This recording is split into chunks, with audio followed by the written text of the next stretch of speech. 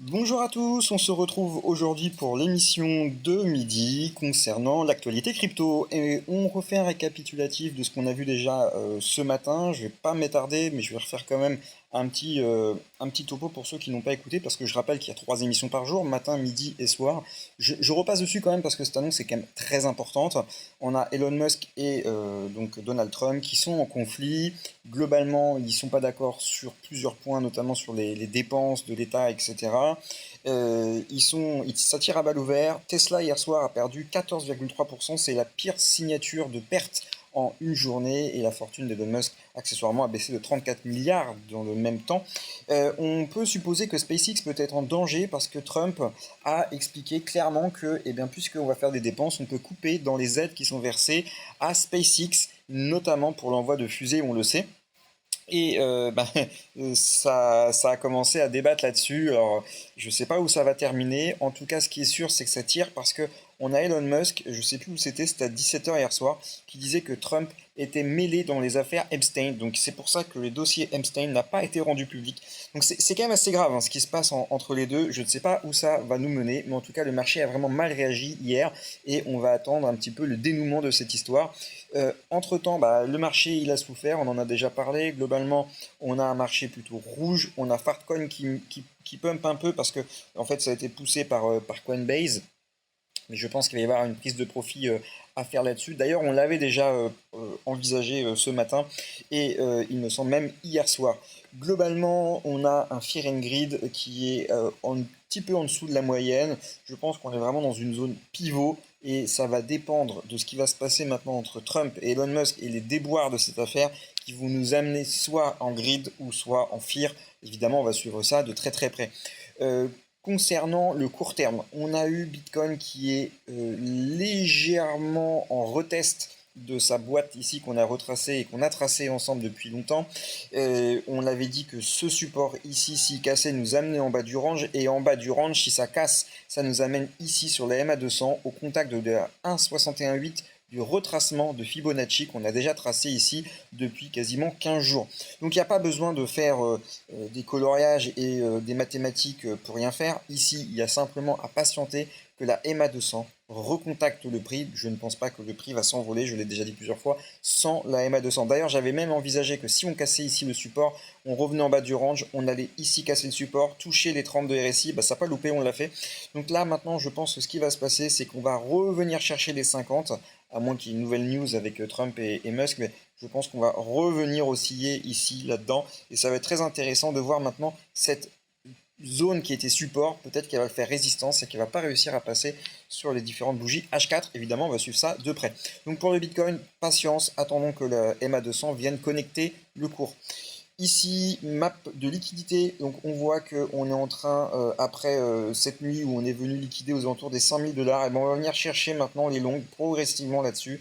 Et je pense que si les news restent stables et qu'il n'y a pas de truc vraiment olé olé, et bien le marché progressivement va liquider et on va aller revenir chercher les 105 106 000 dollars. Sur la carte Hitmap, pour savoir quoi vendre, quoi acheter, et ben écoutez, moi je vous propose de vendre Compound et de recharger sur un token alternatif qui va être Ronin qu'on trouve ici. Pourquoi Compound? Parce que on l'a suivi depuis longtemps, il était en zone basse, on l'a racheté à 44, 45 dollars, voire 43 au moment où vous avez écouté la vidéo. Aujourd'hui, il est monté à 49, 50, ouais, il était même monté au moment où j'ai commencé à préparer la vidéo, quasiment 50 dollars. Je pense qu'il y a une bonne croissance. Regardez, il y a eu 13% sur 24 heures, 20 sur 7 jours. On sait que c'est carrément hors norme par rapport à ce qu'on peut voir sur les autres altcoins. Je répète, la moitié des altcoins, voire les trois quarts, sont en rouge vif. Donc prendre des positions à la vente sur Compound, eh ben, ça me paraît astucieux. Je rappelle, on n'attend pas de faire un x100 pour vendre. On essaye de faire de la gestion active sur cette chaîne et de ne pas viser des choses qui n'existent pas. 20% sur 7 jours, 14 sur 24 heures, c'est très très bien. Prendre un 20 ou 15% de profit là-dessus, je trouve ça totalement cohérent. Et si vous voulez faire une redistribution et une rotation de liquidité, eh bien recharger sur Ronin paraît être une bonne opportunité. On l'a vu depuis les 0,50, 0,51 ici, on en avait déjà parlé, on l'avait dans le viseur. Et bien là, écoutez, je pense que c'est une bonne occasion de faire la rotation de liquidité. Trump, le token Trump, si vous voulez jouer au risque, mais avec ce qui se passe en ce moment je suis assez méfiant et vous allez voir que j'ai une news à vous montrer tout à l'heure qui fait que Trump, eh ben, c'est pas un token que je mettrai au portefeuille au-delà de toutes les problématiques qu'on connaît autour du personnage qui maintient ce projet. Euh, je vais en parler maintenant, comme ça va être plus facile. En fait, on a WLFI, c'est un advisor en fait du projet Trump et un mec qui est derrière en fait le projet Trump. Et en fait, il a posé 1 million de dollars sur Hyperliquide, hop, pardon, avec un levier x10. Donc on voit qu'ils se gavent et en fin de compte, les millions ne comptent pas pour eux. Donc à partir de là, on peut penser que ces gens-là s'enrichissent avec le token Trump. Donc ils vont continuer à dumper, ils vont continuer à dumper. Donc c'est ultra risqué de jouer avec le token Trump. Euh, Parlons news économiques. On va avoir 4 news aujourd'hui, dont 2 grosses majeures. Celle-ci ici, ça va être la création d'emplois aux États-Unis et le taux de chômage. Ça va être vraiment scruté par l'économique en général, par les économistes, par les traders. Donc il ne faudrait pas ici que le taux de chômage s'envole, parce que jusque-là, les mauvaises nouvelles étaient des bonnes nouvelles. Oui, mais ça va durer qu'un temps cette histoire, parce que Jérôme Powell ne veut pas, en tout cas pour le moment, cette tête de bourre, baisser les taux. Et si on a une inflation un peu trop élevée, donc du coup taux de chômage, etc., eh bien on va avoir une création d'emplois qui va encore baisser. Je vous rappelle qu'on est passé de précédent à 177 000 à 126. Si ici on passe en dessous les 100 000, ça va vraiment faire peur au marché parce que d'un côté l'économie se dégrade, Jérôme Powell ne fait rien et on préfère plutôt anticiper que guérir. Et là on va se diriger clairement sur plutôt le vecteur de guérison. Et je vais faire une aparté qui n'est pas ici présentée, mais Elon Musk hier a cité que c'était trop tard, qu'on ne pouvait plus empêcher la récession, et pour lui elle va arriver au dernier semestre de cette année. Je repasse là-dessus, j'en ai parlé rapidement ce matin, mais je pense que ça vaut le coup. Je vais faire en quelques secondes. Uber qui va insérer, ou du moins qui est très proche d'insérer les stablecoins dans les manières de payer, donc les courses. C'est très très intéressant parce que là on aurait un use case par une licorne directement sur le milieu de la crypto-monnaie, et on sait que on a beaucoup d'autres géants comme Uber derrière qui sont prêts à pousser la porte, et je pense que ce type de news va vraiment stimuler les autres gros acteurs, GAFAM, etc., pour également passer le pas. Alors, WLFI, on en a parlé.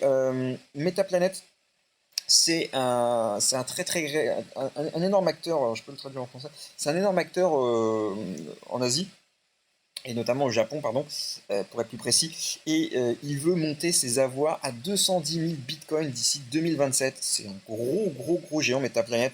Donc là, ça montre que une fois de plus, la guerre est ouverte à l'acquisition du bitcoin. Et la vraie question, c'est de savoir qui sera le grand gagnant, le grand possesseur de bitcoin entre Saylor et ce type d'acteurs, voire même les gouvernements. Pour terminer, je vous propose ce même coin. Je sais que vous savez, j'essaie de vous proposer un même coin à chaque édition, voire au moins une fois par jour. Et bien écoutez, celui-ci est tout frais. Il a été sorti sur PumpSwap. Il a un bon reach sur Twitter. Ça a l'air assez dynamique. La liquidité est bloquée. Donc écoutez, je pense que ça serait le choix de la journée s'il y avait un token. Alors faut pas confondre avec Dogecoin, hein, bien sûr. C'est le Doge Party. Alors je ne dis pas que ça va aller taper le milliard, mais globalement sur des petites piécettes, pourquoi pas, ça peut être intéressant. Enfin, écoutez, je termine cette vidéo en vous rappelant que nous avons 3 émissions par jour, matin, midi et soir. Donc écoutez, je vous invite à vous abonner à la chaîne pour ne pas louper les différentes émissions. D'ici là, je vous retrouve ce soir et je vous souhaite une bonne journée à tous.